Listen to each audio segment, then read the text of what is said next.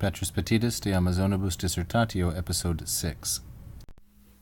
Verba quibus id dicit ex praefatione libri, quem per re apiston historion conscripsit subjungere placet, ton anthropon hoi men pathontai passi tois legomenois, hos anomiletoi sophias kai epistemes, hoi de puc notoroi ten fusen, kai polupragmones apistusi ta parapon me den ginesthai tuton, emoi de doke ginesthai panta ta legomena.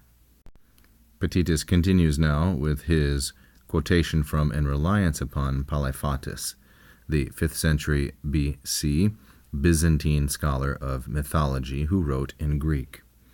The words, verba, by which or in which he says this, that is, gives his opinion about the credibility of ancient legends, from the preface of his book Ex Praefatione Libri, the book quem, which he wrote, conscripsit, which he wrote per re apiston historion, concerning, this is the Greek preposition per re, which is very similar in usage to the Latin de, but it takes the genitive, unlike the Latin, de, not de, which takes the ablative, which he wrote, conscripsit, about things that are unbelievable. Apiston historion, unbelievable history.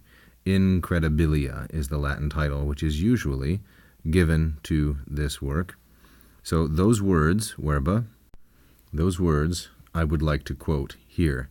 It is pleasing, placet mihi, it pleases me, or I would like to, subjungere, I would like to add in or quote here. Now the Greek text which he quotes from Petrus contains a number of ligatures, like men, that's the letters mu, epsilon, nu, men, and here de, and this combination here is an epsilon and a p, and here is another de, this one is tain.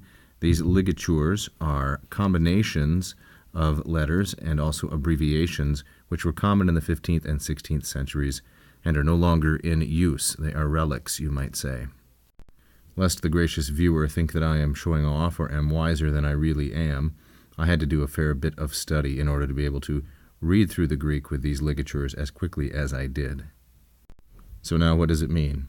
Hoi men, some people, hoi men ton anthropon, this is genitive plural, masculine plural. Some people believe, pathontai, and this verb patho, always patterns with the dative, believe passi tois legomenois, everything that is said, all things that are said. Such persons are, as, for example, anomiletoi, those who are unfamiliar or uneducated in wisdom, sophias, and epistemes, knowledge.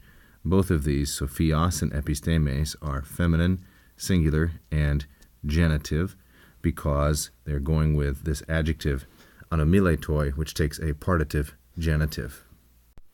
Hoi de, other persons, are puc notoroi. Notice this is the comparative suffix teros. Other persons are puc notoroi. They are sharper, more sharp, ten fusin, naturally, with respect to their nature, or by nature.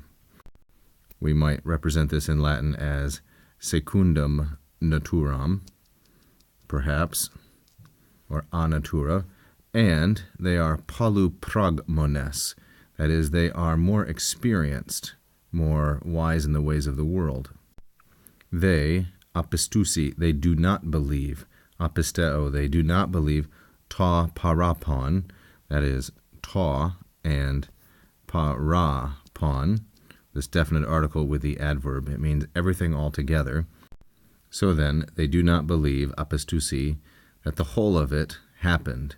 Ginesthai, this is the infinitive, here used in oratio obliqua, or indirect statement. Tuton, the neuter, plural, and genitive, is being used partitively with ta parapon. So they don't believe that any of this happened whatsoever or absolutely.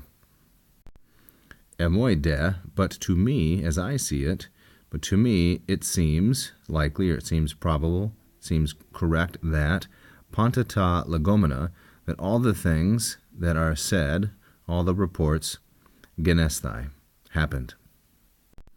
You may say, LatinPerDiem, why all this Greek? Yes, I understand, but in the nature of scholarship, especially that in the 17th century, there's going to be lots of Greek mixed in with the Latin. And what better way to illustrate that than a pear with a toga and a laurel wreath?